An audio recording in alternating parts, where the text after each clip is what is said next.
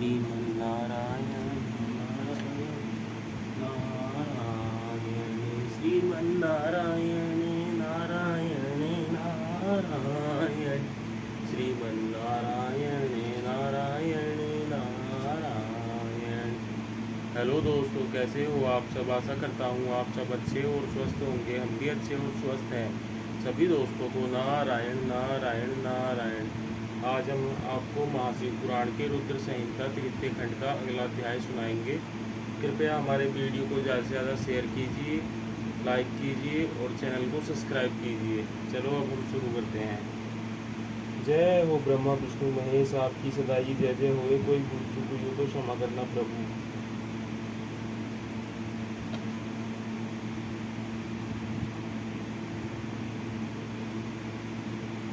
ओम नमः शिवाय, ओम नमः शिवाय, ओम नमः शिवाय। जय हो गणेश जी महाराज की जय, शिव जी महाराज की जय, माता पार्वती की जय, नंदी महाराज की जय।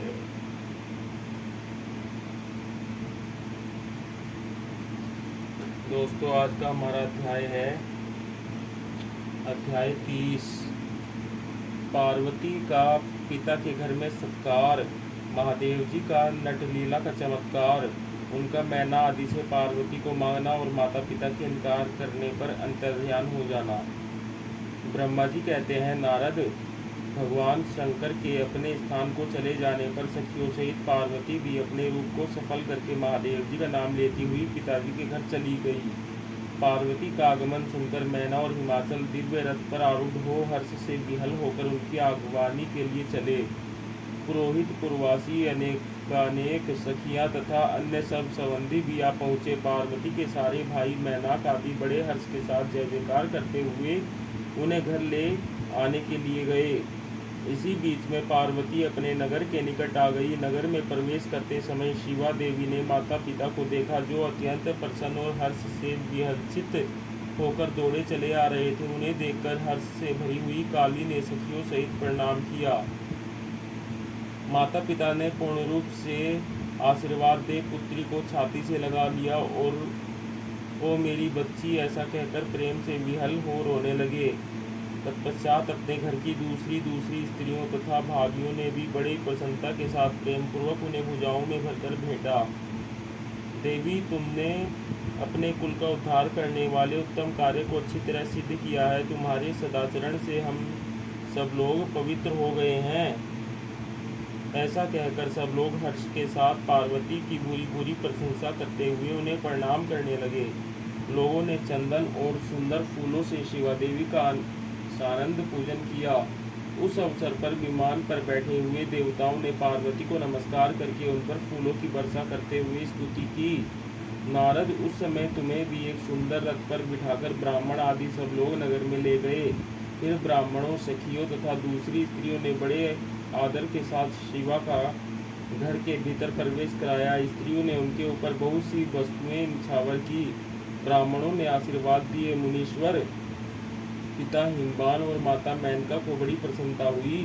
उन्होंने अपने गृहस्थ आश्रम को सफल माना और यह अनुभव किया कि कुपुत्र की अपेक्षा सुपुत्री श्रेष्ठ है। गिरिराज ने ब्राह्मणों और बंदीजनों को धन दिया और ब्राह्मणों से मंगल पाठ करवाया। मुने इस प्रकार पार्वती के साथ हर्ष भरे माता पिता, भाई तथा भौजाइयाँ भी घर के आंगन में प्रसन्नतापूर्वक बैठी। तदंतर हिमवान प्रसन्नचित्त से सबका आदर सत्कार करके गंगा स्नान के लिए गए। इसी बीच में सुंदर लीला करने वाले भक्तवत्सल भगवान शंभु एक अच्छा नाचने वाला नट बनकर मेनका के पास गए। उन्होंने बाएं हाथ में सींग और दाहिने हाथ में डमरू ले रखा था।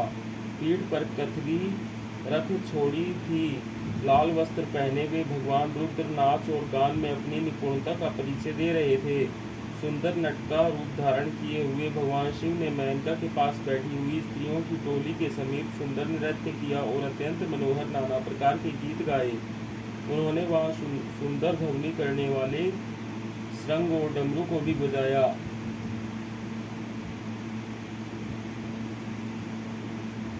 तथा नाना प्रकार की बड़ी मनोहारिणी लीला की। नटराज की उस लीला को देखने के लिए नगर के सभी स्त्री पुरुष एवं बालक और वृद्ध भी सहसा वहाँ आ पहुँचे। मुने उस सुमधुर गीत को सुनकर और उस मनोहर उत्तम नृत्य को देखकर वहाँ आए हुए सब लोग तत्काल मोहित हो गए। मैना भी मोही गई। उधर पार्वती ने अपने हृदय में भगवान शंकर का साक्षात दर्शन किया। वे त्रिशूल आदि चिन्ह धारण किए अत्यंत सुंदर दिखाई देते थे। उनका सारा अंग विभूति से विभूषित था। वे हड्डियों की माला से अलंकृत थे। उनका मुख सूर्य चंद्र एवं अग्नि रूप 3 नेत्रों से उद्भासित था। उन्होंने नाग का यज्ञोपवीत धारण किया था। उनके उस सुरमय रूप को देखकर दुर्गा प्रेमावेश से मूर्छित हो गई। गौरवर्ण विभूषित दीन बंधु दया सिंधु और सर्वथा मनोहर महेश्वर पार्वती से कह रहे थे कि वर मांगो। अपने हृदय में विराजमान महादेव जी को इस रूप में देखकर पार्वती देवी ने उन्हें प्रणाम किया और मन ही मन यह वर मांगा कि आप मेरे पति हो जाइए। प्रीतियुक्त हृदय से शिवा को वैसा कल्याणकारी वर देकर वे पुनः अंतर्ध्यान हो गए और वहाँ पूर्ववत भिक्षा मांगने वाला नट बनकर उत्तम नृत्य करने लगे। उस समय मैना सोने की थाली में रखे हुए बहुत से सुंदर रत्न ले उन्हें प्रसन्नतापूर्वक देने के लिए गई। उनका वह ऐश्वर्य देखकर भगवान शंकर मन ही मन बड़े प्रसन्न हुए, परंतु उन्होंने उन रत्नों को स्वीकार नहीं किया। वे भिक्षा में उनकी पुत्री शिवा को ही मांगने लगे और पुनः कौतुकवश सुंदर नृत्य एवं गान करने को उद्यत हुए।